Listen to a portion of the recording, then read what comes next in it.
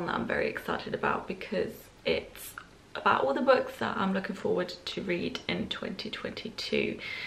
These aren't all new releases. A lot of these are backlist titles, so it's not like an anticipated books of 2022. It's just books that are on my want to read in the near future list. I'm going to try and keep this brief because I've got quite a few books on this list. So starting off with Crossroads by Jonathan Franzen. It's a bit shiny, as you can see, because it's from the library. So I've not started this yet. I've got this recently. Obviously I'm gonna have to start it soon because it is from the library. It's quite a big book. I'm just going to cover this sticker up here because it says the library's name and the town where I live, so I don't want that on the internet. This is a family story. It's like a family saga drama set on Christmas Eve. I don't know much about this. I just know that Jalen from Behind the Bookcase, I feel like I've mentioned him in like 2 of my recent videos, and this is number 3. This is just a fan account for him at this point. He really liked this book. This was in his favourite books of 2021, and because I liked The Most Fun We Ever Had so much last year, which is also a family story, that was kind of the reason that I picked this up as well, for the family themes. So yeah, very excited to get to this.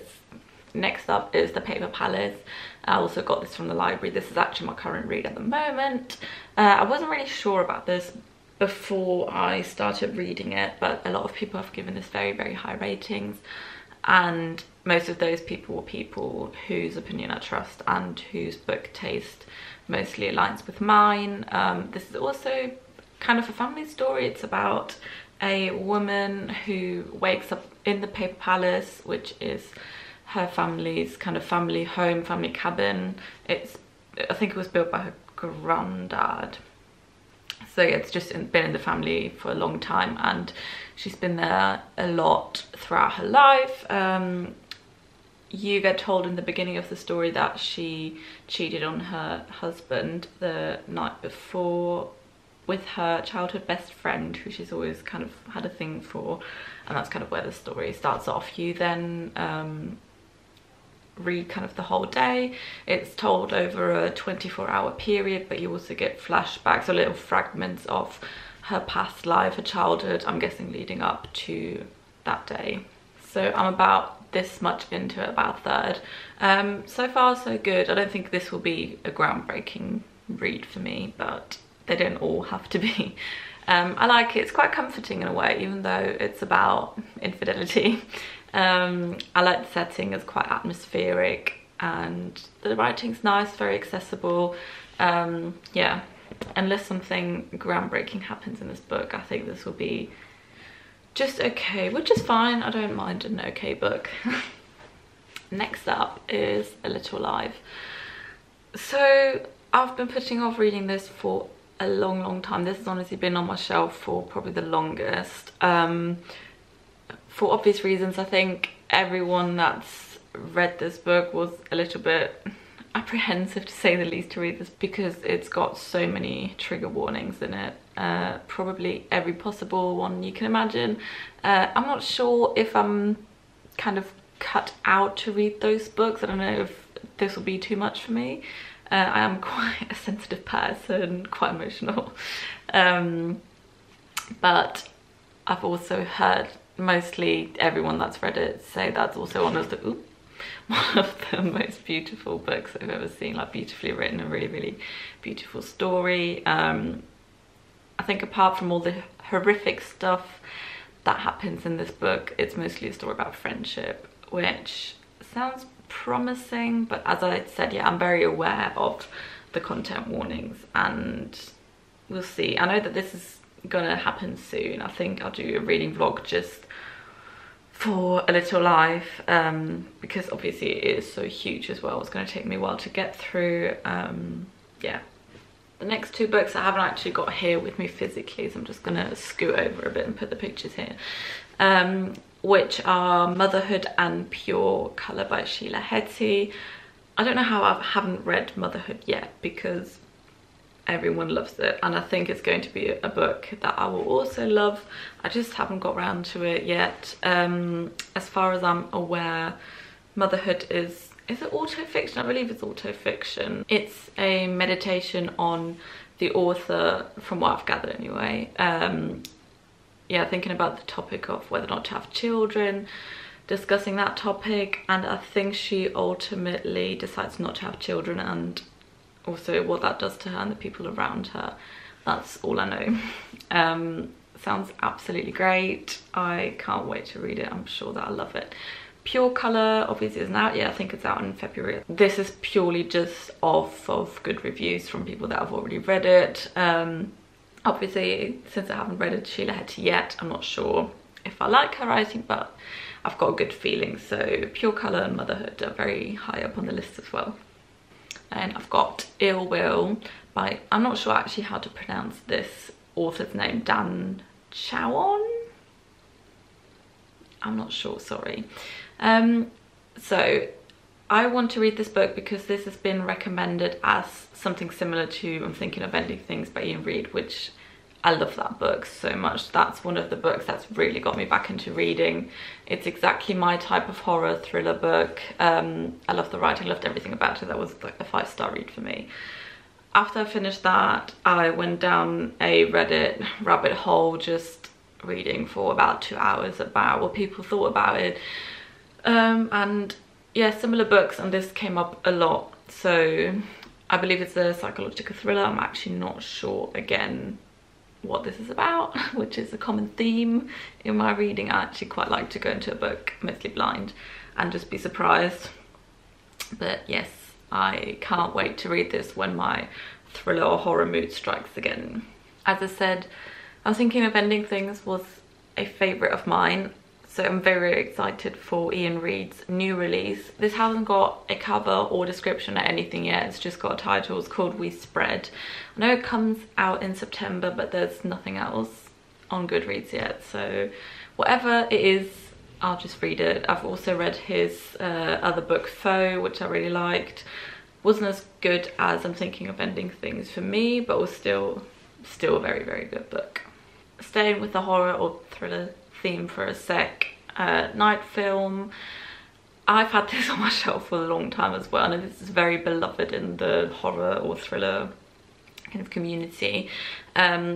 I think this is a story about a woman who ends up dead. It looks to be a suicide, but it's still being investigated. It's also like, what can I show you? It's like a multimedia book. There's a lot of like pictures or articles. Yeah, just mixed media sort of stuff in here. As you can see, it looks very, very cool. As I said, the death of the girl is being investigated. What I really hope is that it's not going to be a detective's point of view story, because I'm just not into that. I like it in a movie, but I don't really like it in a book. So I'm just gonna hope and pray that that's not the case. But yeah, very excited to get to this as well. Then we've got Hunger by Roxane Gay, which is an absolutely horrific cover. What was she thinking approving this? I don't know. But I can't believe I haven't read this yet, because I love this woman. I've read Bad Feminist and Not That Bad last year. I really, really loved them. When I finished them, I listened to about like 7 hours worth of her interviews. That's not an exaggeration. I was sitting there for a while. I think she's so smart, so articulate. She's everything I want to be. I love her. This is a memoir of her body, as it says on the cover. I'm so excited to get to read her writing again, but also I'm a bit apprehensive almost. I just want to put it off because I just know that after that I've not got much of hers left to read. So I think that's mainly the reason I haven't picked this up yet, but I think 2022 is going to be the year. The next one I haven't got with me either. It's The Life of the Mind by Christine Smallwood. This is a slightly newer release. Again, I'm not really sure what this is about, but a lot of people, again, whose opinion I trust, have really liked this. From what I've gathered, it's kind of like an inner monologue-y, depressed woman story. And yeah, her deteriorating mental health, which sounds interesting enough to me. I love those stories and I can't wait to give her a read soon. Into the Wild by Jon Krakauer is a book that I've had on my mental want to read list for a while. I've bought a physical copy recently because I saw Anna Wallace-Johnson read this and a lot of other Jon Krakauer books, and she loves him, so I feel like if she likes it, I also will. I'm hoping to get a lot of nature and outdoor writing from this. I believe it's about I think it's actually non-fiction, about him donating all of his savings and physical belongings and moving to the Alaskan wilderness and just kind of living off the land. Sounds amazing, absolutely great. I know there's also a movie, I've never seen that either. It's quite a slight book, so I'm really looking forward to this. Another one I really want to get to this year is Outline by Rachel Cusk. I've read Second Place by Rachel Cusk last year and I really enjoyed that. So from what I've heard, Outline is a kind of no plot, just vibes book, just made up of conversations that she's having, which sounds great. That's the sort of thing that I love in a book. I know that it's a trilogy, so potentially if I like Outline, there's another 2 books for me to read, which sounds good. Another one that I haven't got yet, I'm actually going to buy this soon, I think. It's Sorrow and Bliss by Meg Mason. From what I've heard, this is kind of a realistic reflection of a woman's mental health, her dealing with depression. I've heard it's very dark, but I do like a book discussing mental health, so I am very intrigued by it. I've seen a lot of good reviews about it again. Yeah, I think I'm going to buy this soon and read it. Another one I really want to read is 3 Rooms by Jo Hamia. I'm not exactly sure if that's how you say her name, sorry. On Goodreads it says that it's a story about a woman's endless apartment hunt in England and challenges faced by the millennial generation. So I'm guessing that's just, the apartment storyline is just what it's about on the surface. I'm sure there's something else to it. It's quite relatable. I think anyone that's tried looking for a flat in England knows how much of a nightmare it is, so. Next up, and this one I actually can't wait to read. It's not out in Europe yet. I think it's already out in America, but we haven't got to here yet, which is Mona. I've seen nothing but good things about this, and just the plot sounds so interesting. It sounds right up my street. It's about a Peruvian writer who's based in California. She gets nominated for a literary award. She goes to Sweden for that for an extended amount of time, and she has to spend a lot of time with like a group of male writers who are all kind of insufferable hipster kind of people. It gives me the idiot vibes. This could be, I feel like, the story of Selin grown up, like just the travel and the writing aspect. I don't know, that's just what I thought of when I read the synopsis of this. But yeah, as I said, I'm very excited to get to this. I've already put my pre-order in, so it should be arriving soon. I think this comes out in the beginning of February, so not very long to wait for that at all. Next up is Magma. I am not going to try and pronounce this author's name. That's not going to happen. This is a story about a toxic relationship, about a young girl who moves in with, I believe, a boyfriend, and they enter into a kind of manipulating, unbalanced, power dynamic relationship. That's all I know about it as well. It's also quite short. I think it's written in fragments. Yeah, as you can see, it's written in fragments, so this should be easy enough to get through. Also a translated work of fiction. I'm really trying to read a lot more of that. Mona also is, this one is, and the next one that I'm going to talk about is also translated, so I'm really trying to do that more this year. Which brings me to Tender is the Flesh, which is also a horror novel set in the near future where all animals have kind of been infested by this virus which makes their meat inedible, and humans have turned to cannibalism, as you do. The premise sounds super interesting to me. I've heard it's not for the faint of heart. We'll see how I go, but usually I'm alright with horror in movies and books, so yeah. As I said, it's another piece of translated fiction. I believe this is translated from the Spanish, I think. So yeah, same as Mona, actually, also translated from the Spanish. we're getting to the end of it now. I've got another couple of books to go. The next one is Night Shift by, I'm not actually sure how to pronounce the author's name again. Is it Kire Ladner? I'm not sure.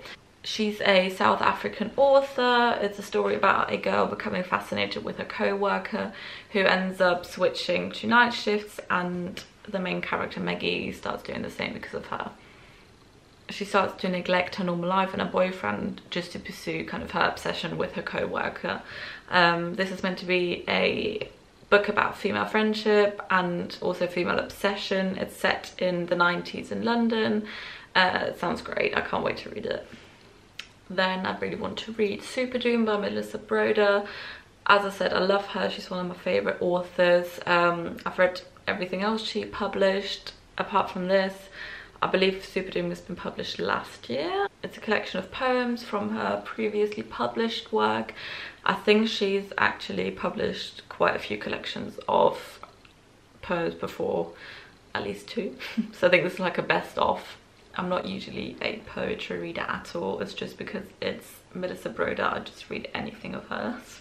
Next up is Acts of Desperation by Megan Nolan, which is another book that a lot of people have loved last year. From what I've heard, this is about the repercussions of the toxic relationship, kind of the after effects after the breakup. The main character does quite a lot of questionable things to deal with her feelings about the breakup, about the relationship. Yeah, it sounds right up my street, honestly.